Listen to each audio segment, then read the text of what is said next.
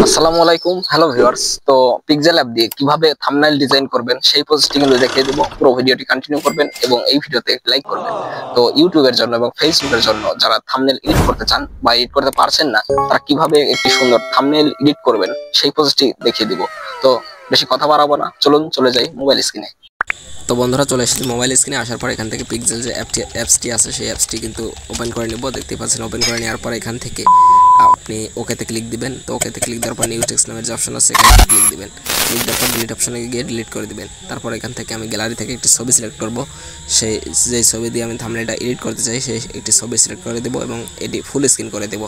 তো কথা মতো দেখতেই পাচ্ছেন আমি ফুল স্ক্রিন করে দিচ্ছি। তো এখান থেকে ফুল স্ক্রিন করে দেওয়া হয়ে গেলে দেখতে পাচ্ছেন ফুল স্ক্রিন কিন্তু করে দিচ্ছি। ওকে করে দেওয়া হয়ে গেলে আবারও প্লাস আইকনে ক্লিক দেবো। দেওয়ার পর আরেকটি ছবি কিন্তু আমি সিলেক্ট করে দেবো পিক্সেল অ্যাপসের। সেই অ্যাপসটি দেখতে পাচ্ছেন আমি কিন্তু ক্রপ করে নিচ্ছি, কেটে নিচ্ছি যাতে ভিডিওটা সুন্দর হয়। দেখতে পাচ্ছেন আমি পিক্সেল অ্যাপ কিন্তু নিয়ে নিয়েছি এবং এখানে আমার হাতের ওপরে কিন্তু এটা দিয়ে দিব, যার কারণে একটু সুন্দর দেখাবে যে পিক্সেল অ্যাপ দিয়ে কীভাবে এডিট করবেন, কীভাবে একটি সুন্দর থাম্বনেল তৈরি করবেন সেই ভিডিওর থাম্বনেলটাই কিন্তু আমি তৈরি করছি। দেখতেই পাচ্ছেন।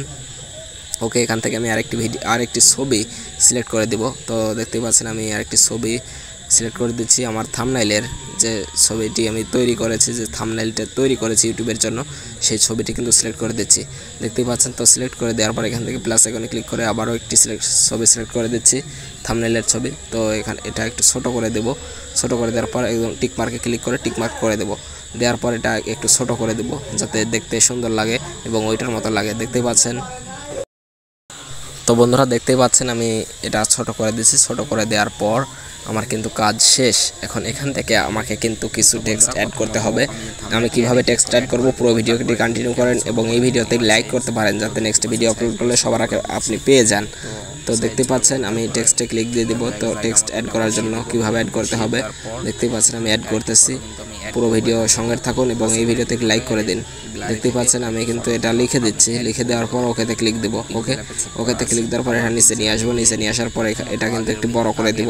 বড় করে দেওয়ার পর এখান থেকে একদম নিচে দেখতে পাচ্ছেন এ নামের একটি অপশন দেখতে পাচ্ছেন, সেখানে একটি আপনাকে ক্লিক দিতে হবে। ক্লিক দেওয়ার পর এখান থেকে কালার টালার কিন্তু সব কিছু চেঞ্জ করতে পারবেন।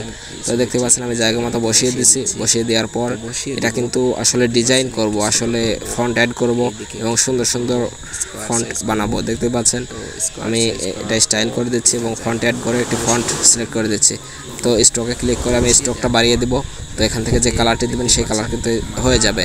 তো দেখতেই পাচ্ছেন আমার কিন্তু কাজ শেষ। এখন আমি আরেকটি টেক্সট অ্যাড করে দেব পিক্সেল অ্যাপ দিয়ে কিভাবে থাম্বনেল। ওকেতে ক্লিক দিয়ে আবার ওটা নিচে নিয়ে আসবো। নিচে নিয়ে আসার পর দেখতে পাচ্ছেন আর একটু বড় করে দেব। বড় করে দেওয়ার পর এটা কিন্তু আবারও আমি আগে যেভাবে করছি ওইভাবেই কাজ করব। এটা স্ট্রোক বাড়িয়ে দেব এবং একটি ফন্ট অ্যাড করব এবং একটি স্টাইল অ্যাড করব। দেখতে পাচ্ছেন আমি এটা কিন্তু ওকেতে ক্লিক দিয়ে পিএনজি অ্যাড সেভ করে আলট্রা করে আমি কিন্তু সেভ ফ্রম গ্যালারি এটাতে ক্লিক করে আমি সেভ করে নেব। তো বন্ধুরা, ভিডিওটি কেমন লাগলো একটু কমেন্ট করে জানাবেন আর ভিডিওটি ভালো লাগলে একটি লাইক করতে পারেন যাতে নেক্সট ভিডিও আপলোড করলে সবার আগে আপনি পেয়ে যান। আল্লাহ হাফেজ।